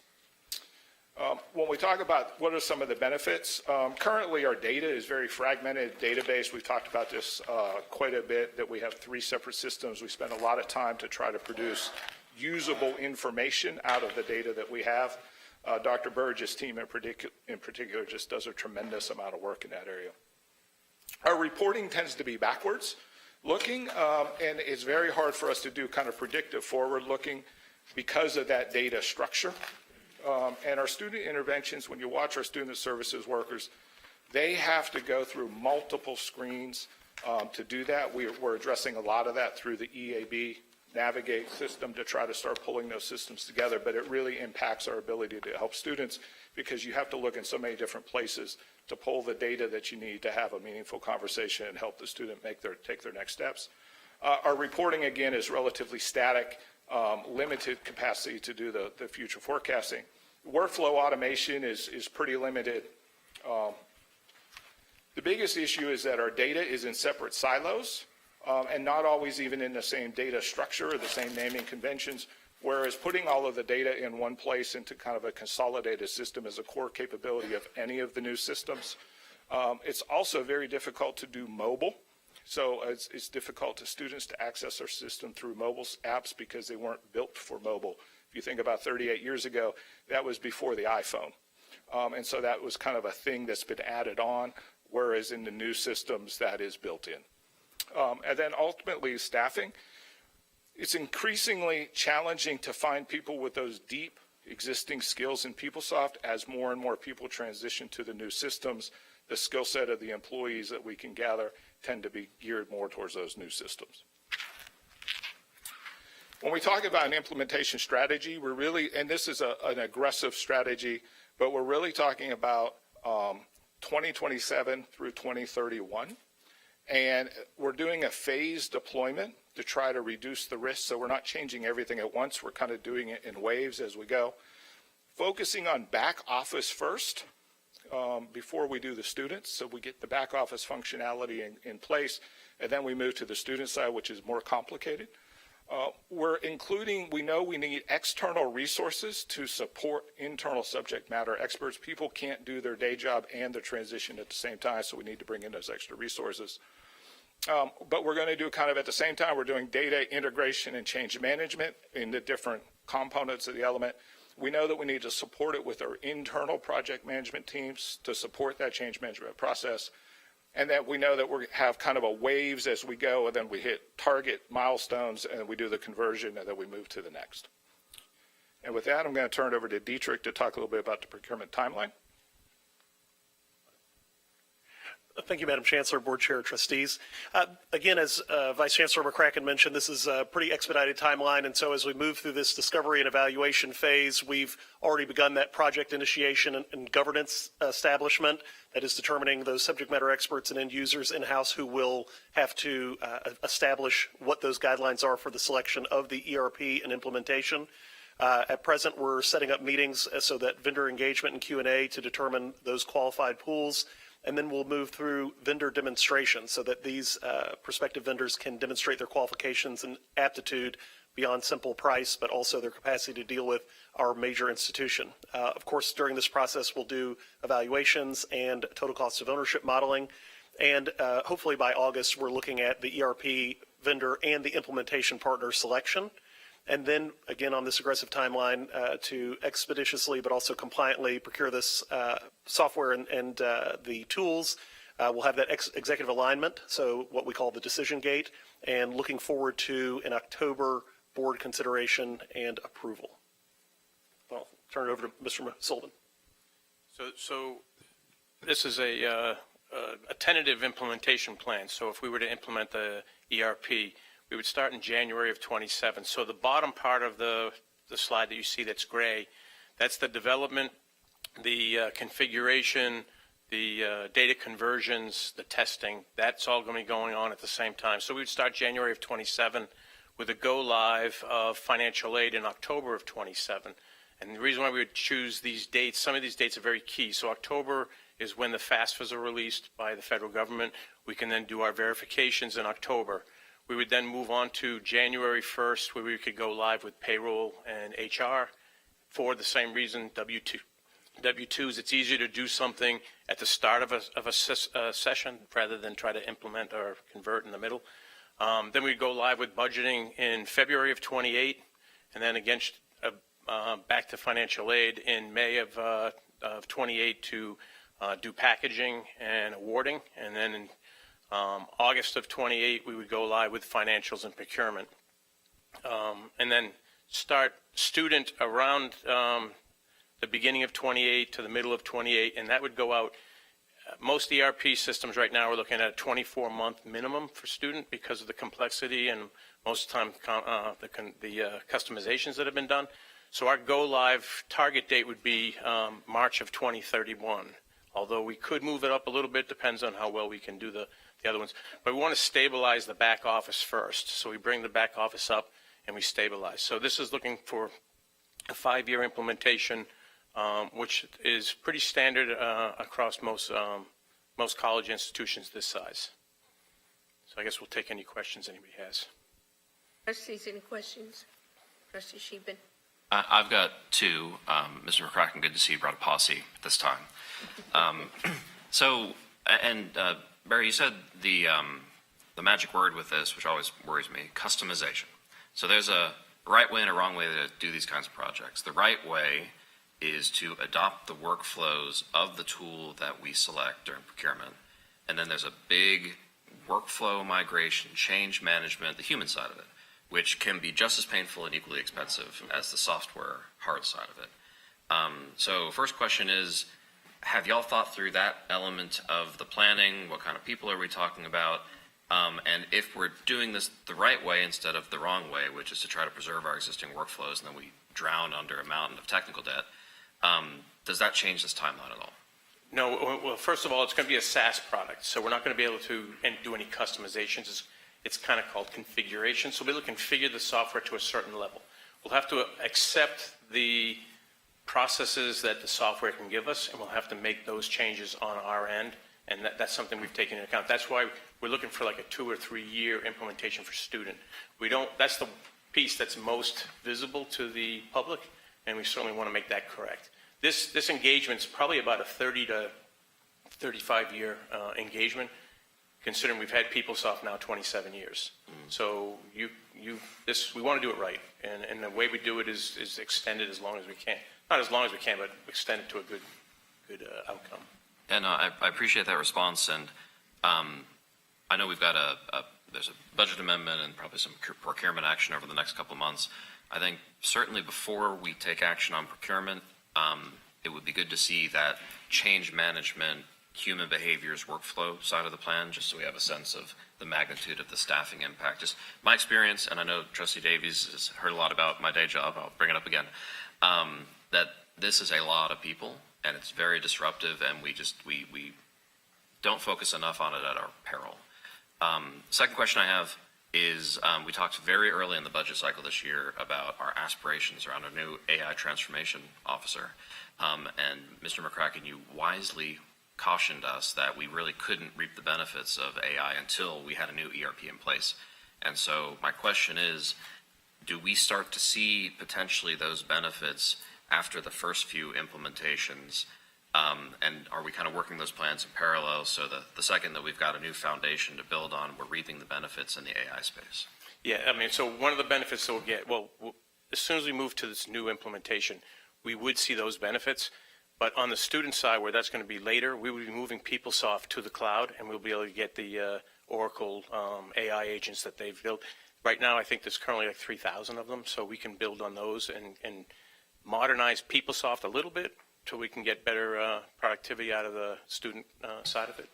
So really long way of me asking, next budget cycle, so not this coming academic year, but the following one, we should be able to start baking in some gains and flattening the cost curve, if you will, by leveraging AI tools to be more efficient as an organization. Most likely. Yeah, I'll save you on that one. Okay.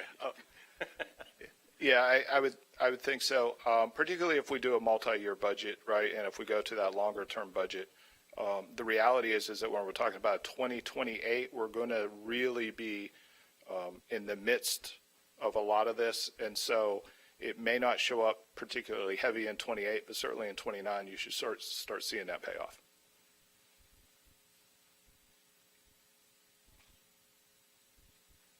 I don't see anything about money in this and cost. How is this, where does the 10 million that was asked of us this last meeting fit into this? What sorts of, I mean, even rough ballpark numbers are we talking about here?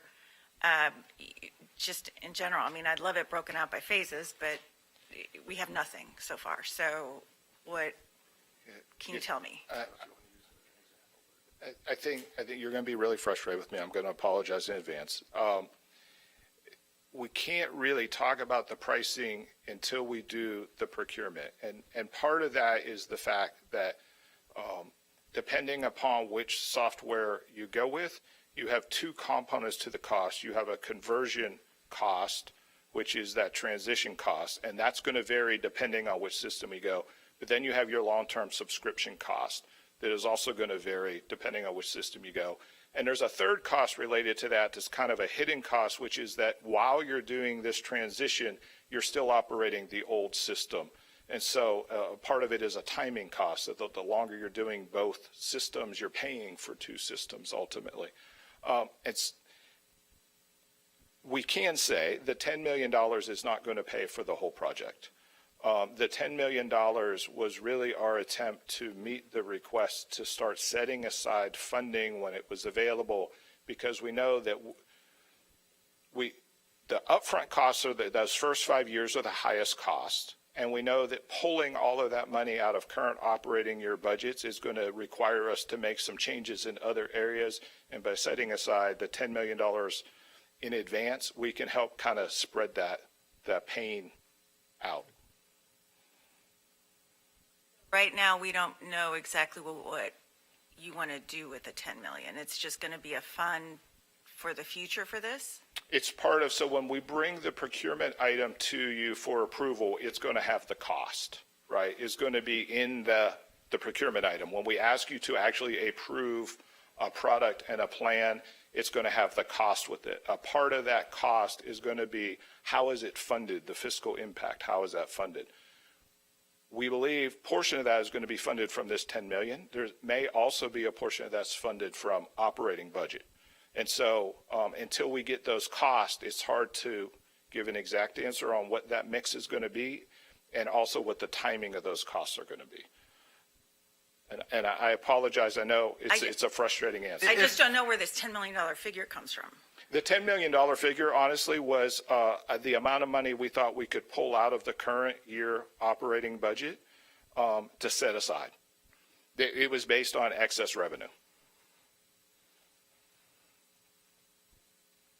I was going to attempt to assist. You have a question? I do, but I was just trying to assist Mr. McCracken there for a second. But if others have questions, because I have a series of questions, so I want to make sure other questions. Okay.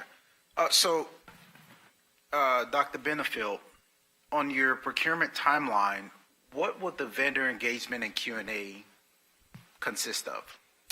There are several stages of that, but after we've identified the governance body, the vendor engagement would be reviewing various proposals, so essentially informal RFI type informational proposals, reviewing the scope of work, and then partially a reciprocal Q&A where vendors, particularly the ERP implementers, would be able to ask us questions about what our timeline availability is, what our capacity is to support things, and certain technical aspects of that. So it's a reciprocal period of us asking vendors to prepare documentation to support their capacity, again, beyond simple price, those nine criteria of best value, and then also an opportunity for vendors to ask clarifying questions of us about what we intend to accomplish. That is the governance board, what's that? So that would be those evaluators who are going to be subject matter experts and yes. Okay.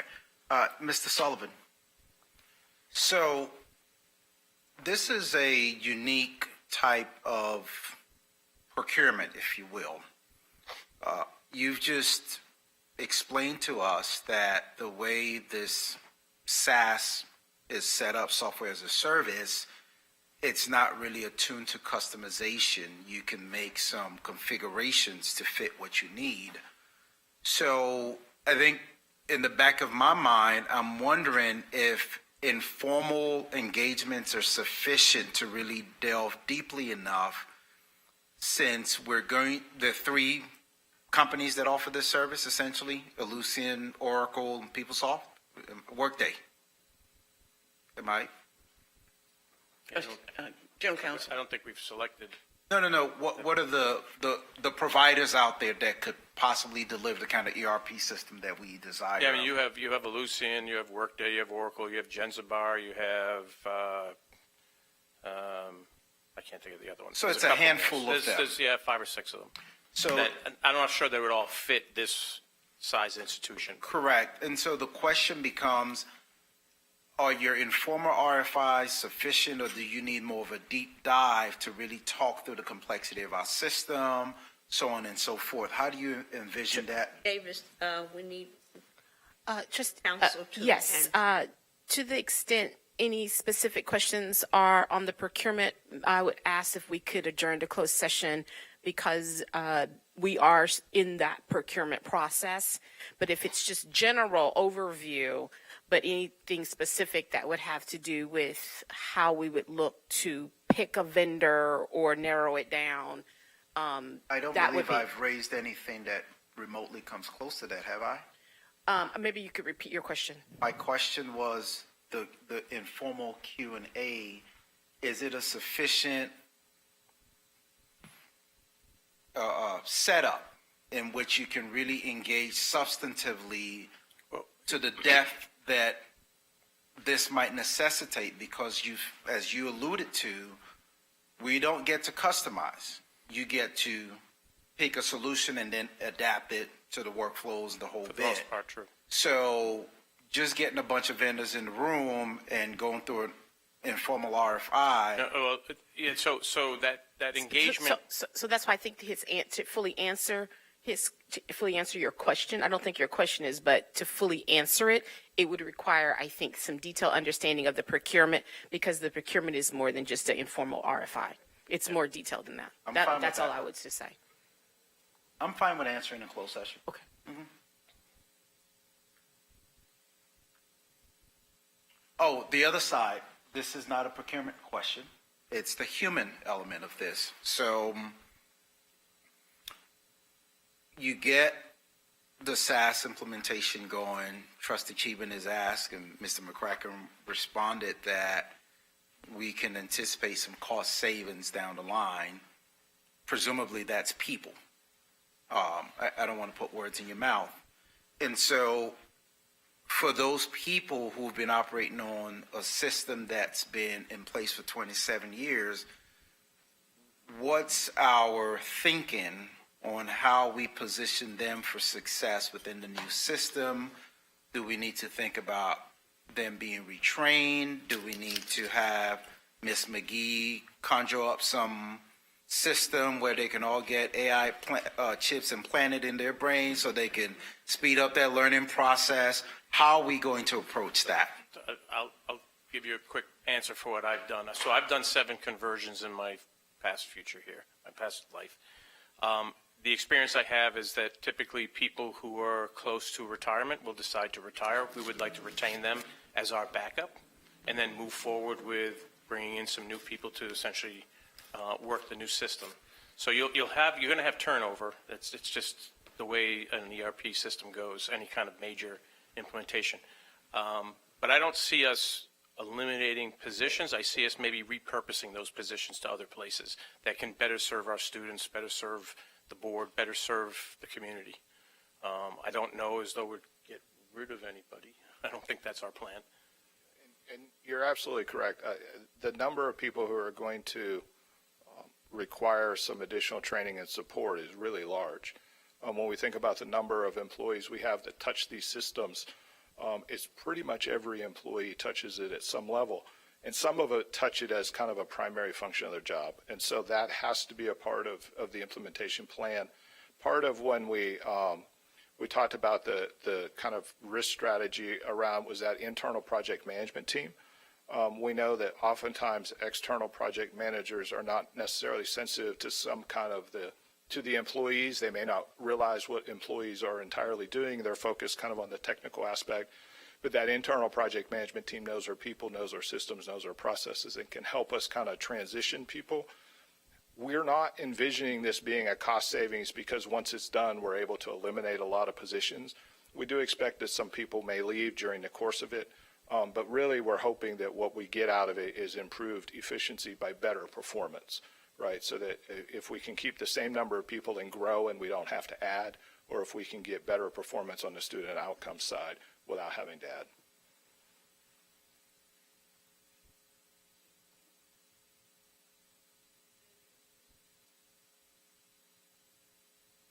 Want us to go into closed session? We could just, whenever we go into closed session, consider that as well.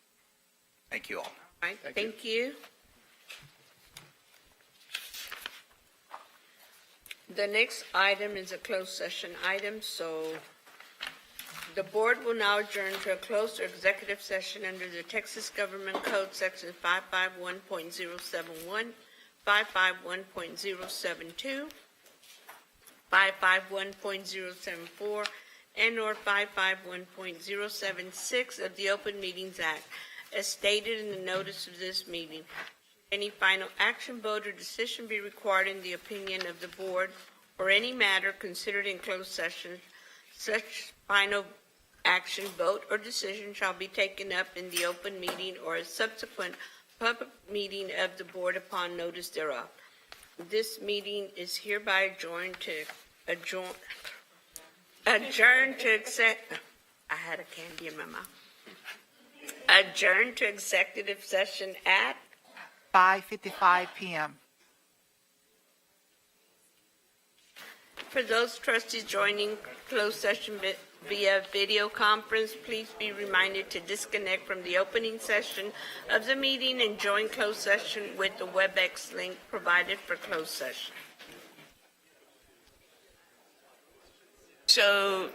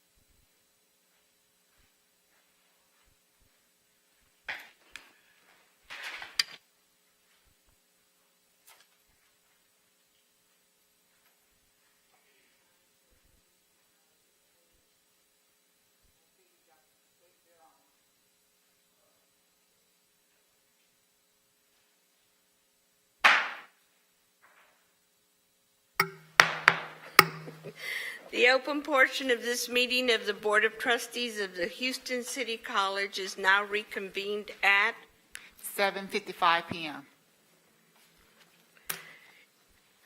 Is there a motion regarding item G? Approve the First Amendment to the employment contract of the Houston City College System Chancellor and authorize the board chair to negotiate and execute amendment. Madam Chair. So moved. Oh, sorry, go ahead. Sorry. Well, we need a first and we Madam need a Chair, second. I move. I'm yielding to Trustee Lalu Davis. Madam Chair, I move that the board approve the amendment to the employment contract of the Houston City College System Chancellor as discussed in closed session to implement a one-time extension of the contract through August 31, 2028. Second. It has been moved in second. Is there any discussion? Seeing none, we had it all in closed session. So we'll now vote on item G. Approve the First Amendment to the employment contract of the Houston City College System Chancellor and authorize the board chair to negotiate and execute amendment. Voting is now open. Sharon, For that's yes for me. clarification, Dr. Temez. for clarification in the motion, I'm going to add the date. Yes.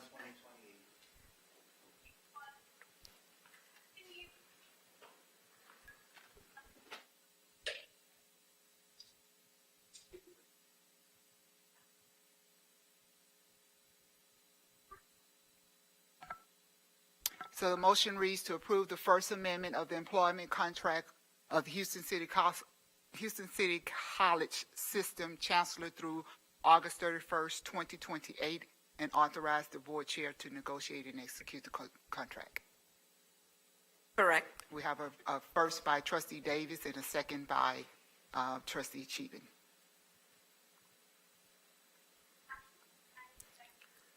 So now we're ready to vote.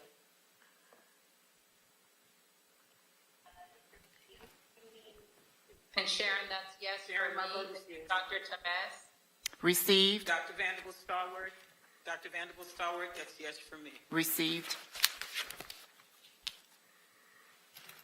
Voting has concluded. The motion passed unanimously with a vote of 9-0. Thank you. Congratulations, Chancellor. Okay. With no further business coming before the board, this meeting of the HCC Board of Trustees is hereby adjourned at 7:58 p.m. Thank you very much. Thank you.